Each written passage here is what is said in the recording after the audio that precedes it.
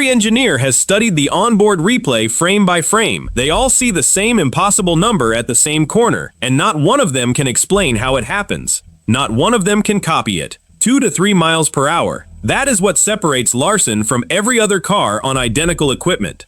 Over a full road course race, that gap is the difference between standing on the podium and finishing fourth. And one driver from New Zealand just figured out exactly why. This is the full breakdown of what Shane van Gisbergen saw, what he told reporters, and what it means for every race Larson enters from here. Personally, I think if a technique is not written into the rulebook, it is not cheating. It is just smarter driving. But I know half of you disagree. Drop your take in the comments. And if you want technical truth without the broadcast fluff, hit subscribe. Let us get into it. To understand why that one tire told SVG something nobody else in the garage could read, you need to know what a normal NASCAR corner looks like. Because what Larson is doing does not bend the standard technique. It breaks it. Every driver in the Cup Series field was taught the same 3-step sequence. Brake in a straight line before the turn. Turn in at the apex. Roll onto the throttle on exit. That is the formula. That is what the engineers build the setup around. The cars are identical. The rules enforce it. So when one driver consistently finds speed the others cannot, the question is never about the machine. It is about the hands and feet inside it. On ovals, the banking does half the work for you. Road courses do not give you that help. They demand longer braking zones, tighter entries, and significantly more weight transfer through the chassis. Driver input matters more at COTA or Sonoma than it ever will at Daytona, and the gap between a clean corner and a great one is measured in tenths, not full seconds. Larson has been the fastest qualifier at every road course this season. His entry speed into turn 1 consistently sits above the next closest car by a margin that telemetry flags as anomalous. The broadcast calls it aggression. The analysts call it natural talent. Larson himself has shrugged it off in post-race interviews, saying he simply brakes later than everyone else. And for months, that answer was good enough.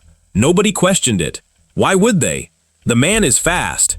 At COTA earlier this year, the timing screens told the story plainly. Through the S's, through the hairpin at turn 11, through the final complex before the start-finish straight, Larson's minimum corner speed sat above the field average at every single apex. Not by a tenth, by 3, 4, sometimes 5 tenths per corner. Multiply that across 14 turns over 92 laps, and the math stops looking like talent. It starts looking like a pattern, and patterns, in a garage built on parity, make engineers nervous. 2 crew chiefs from separate teams reportedly pulled the same dataset that weekend. Both flagged the same anomaly. Neither could explain it. Except SVG did not accept that answer. And what he noticed had nothing to do with braking later. It had to do with something happening at the rear of the car that no broadcast camera has ever caught. The alleged technique is not a modification. Nothing on the car has been changed. No part has been swapped, no sensor added. No illegal component bolted underneath the chassis. What Larson is reportedly doing happens entirely through pedal input, specifically the rear brake.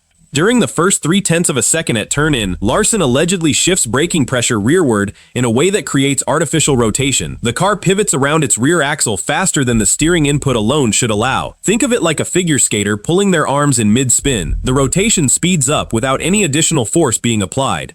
Larson's rear brakes are doing the pulling. 3 engineers from 3 different teams reportedly looked at the same telemetry trace within 48 hours of that COTA weekend. All 3 reached the same conclusion independently. The rear brake pressure curve did not match any conventional braking profile they had seen in 5 years of Cup Series data.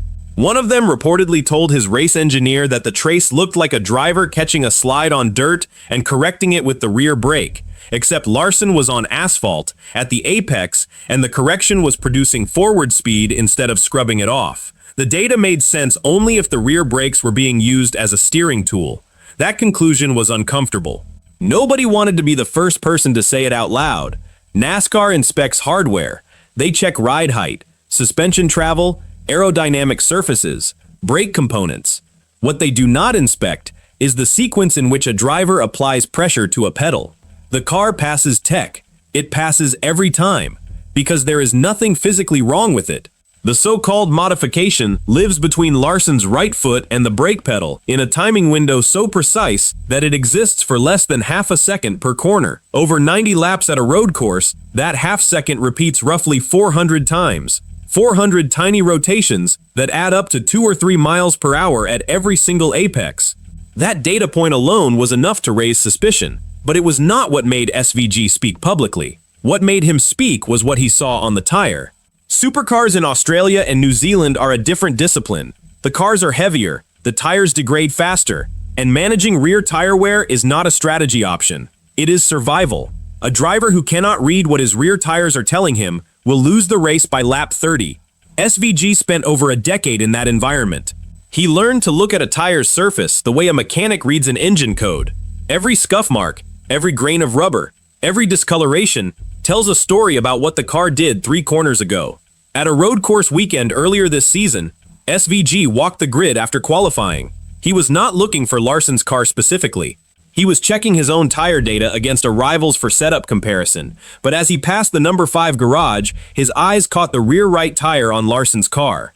The wear pattern was wrong. On a normal braking sequence, the rear tire shows a light, even scrub, a directional grain that matches the car's rotation through the corner. Larson's tire showed a lateral smear, a sliding mark that runs perpendicular to the direction of travel. That kind of wear only happens when the rear brakes are being used to steer the car mid-corner. Not slow it, steer it. SVG reportedly crouched beside the tire for nearly 10 seconds. He ran his fingers along the smear. Then he stood, walked 2 stalls down to his own car, and checked his rear right for comparison. His tire showed the expected directional grain. Clean, predictable. He walked back to the number 5 stall, looked again. The lateral mark was deeper than he initially thought. It ran nearly 4 inches across the tread face. That is not a one-corner anomaly. That is a technique being applied corner after corner, lap after lap, session after session. SVG reportedly said nothing at that moment. He went back to his hauler, pulled the onboard footage on his laptop, and watched Larson's entry into turn 11 6 times in a row. SVG reportedly stood there for several seconds. He looked at the tire, then at the onboard footage playing on the garage monitor, then back at the tire. The pattern was consistent. It was not a one-off. It was systematic. Every qualifying run, every practice session, the same lateral smear in the same location. And 3 other drivers who studied the same footage tried to replicate what Larson was doing. All 3 failed. One of them said something afterward that changed the entire conversation. The first driver to try was reportedly a road course specialist on a mid-pack team. He adjusted his brake bias rearward by 4%. He entered the corner at the same speed Larson does. He modulated the pedal in the same 0.3 of a second window. The car did not rotate, it pushed wide. He lost 0.2 instead of gaining 3. The second driver tried again the next session, same result. The car refused to pivot. The third driver adjusted his entry angle, changed his pedal pressure curve, even modified his seating position to get a different feel on the brake. Nothing worked. A crew chief on one of those 3 teams reportedly pulled the full brake pressure trace after the session and compared it side by side with Larson's. The inputs looked nearly identical on paper. Same timing, same pressure range, same duration. But the car responded differently. The crew chief reportedly told his driver that the difference was not in the numbers. It was in the feel, in the exact millisecond where pedal pressure transitions from braking to rotation. Larson was making a micro correction with his ankle that no telemetry sensor was calibrated to record. The data showed the what. It could not show the how. That gap between the number and the feel is where the advantage lives. As one of those drivers reportedly told a crew member after the session, "It is not a trick you can decide to do. It is 1,000 hours of muscle memory." Larson's background in sprint cars, dirt tracks, and open-wheel racing gave him a feel for rear axle rotation that pure NASCAR drivers never develop. Those disciplines teach you to steer with the rear of the car. NASCAR teaches you to trust the front. The skill gap is not about talent. It is about a decade of training in a completely different physical language. That is where the unfairness becomes difficult to ignore. The equipment is identical. The rules are identical, the inspection process is identical, but the result is not. One driver finds a cornering technique that the rules never anticipated because no one else in the field has the physical background to even attempt it. The rulebook did not ban it because the rulebook never imagined it was possible. SVG could have kept that observation private. Plenty of drivers would have. What he did next made sure nobody in the garage could look away. The post-race media session was standard, road course weekend. Larson had qualified on pole again. SVG finished fourth. A reporter asked him about the pace gap, specifically what Larson was doing differently in the braking zones. SVG did not deflect. He did not say Larson was simply faster. He leaned into the microphone and described what he had seen on the tire: the lateral wear, the perpendicular grain. He said, calmly, that the car was rotating in a way the steering input did not explain, that he had seen the same pattern in supercars when drivers used rear brake modulation to artificially rotate the chassis, that it was not illegal in the traditional sense because nothing on the car had been modified, but that it was also not what the rules intended when they standardized the braking system. The room went quiet. Two reporters asked follow-up questions. SVG answered both without raising his voice. By the time the session ended, Larson's public relations team was already on the phone. The next morning, two crew chiefs formally requested that NASCAR review the telemetry data from the previous 3 road course events. NASCAR's response, per their standard communications office, was that they would look into the matter. In the garage, that phrasing translates to, "We do not yet know what rule applies here." Within hours, the clip of SVG's comments spread through the paddock and across social media. Drivers who had quietly suspected something for months suddenly had a name attached to the suspicion. A few posted vague statements about competition and fairness.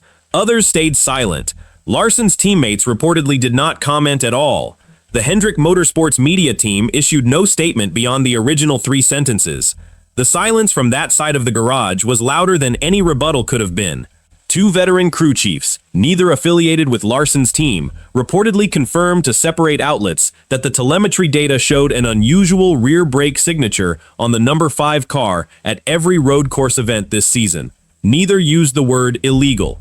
Both used the word unusual. Larson's camp responded through a team spokesperson. The car passes every inspection. Driving style is not a violation. No component has been altered. The statement was 3 sentences long and did not mention SVG by name. The garage split immediately. Half the paddock called Larson a genius for finding a technique the rules forgot to address. The other half called it a loophole that needed to close before the championship was decided by a pedal input nobody else could replicate. And now NASCAR has a problem they did not write a rule for, because you cannot ban a driver's foot. The championship math is where this stops being a technical curiosity and becomes a season-defining issue. If Larson has carried this apex speed advantage across every road course this year, the points he accumulated at Coda, Sonoma, and Watkins Glen look different under scrutiny. Not illegal. NASCAR has not ruled it illegal, but different. The gap between first and second at those events was less than a second in each case. An apex speed advantage of 2 to 3 miles per hour, sustained across 90 laps, accounts for roughly that margin. The points are valid. The results stand. But the question of whether the playing field was actually level is now sitting on NASCAR's desk. The rulebook governs hardware, suspension geometry, aerodynamic surfaces, brake component specifications. What it does not govern is the timing and sequence of driver pedal input. There is no rule that says a driver cannot shift brake pressure rearward during turn-in. There is also no rule that explicitly permits it. The topic simply never arose, because until Larson, no driver in the Cup Series field had the background or the reflexes to execute it consistently. The loophole is not in the rulebook. The loophole is in the skill set of every other driver in the field. NASCAR has faced skill-based advantages before. In the early 2000s, certain drivers exploited throttle blip techniques on short tracks that produced asymmetric rear tire wear and gave them a rotation advantage through the center of the corner. It took 2 seasons before NASCAR added language to the technical bulletin addressing pedal input sequencing. That precedent matters here. It means NASCAR knows this type of gap can exist. It also means they know how slowly the rulebook moves when the advantage lives in a driver's foot rather than in a bolted-on part. NASCAR will likely issue a technical clarification before the next road course event. Not a penalty. They cannot penalize a driver for using a pedal in a way no rule prohibits, but they may add targeted telemetry monitoring to road course weekends, specifically tracking rear brake pressure curves during corner entry. That is the compromise. It does not punish Larson. It does not exonerate him.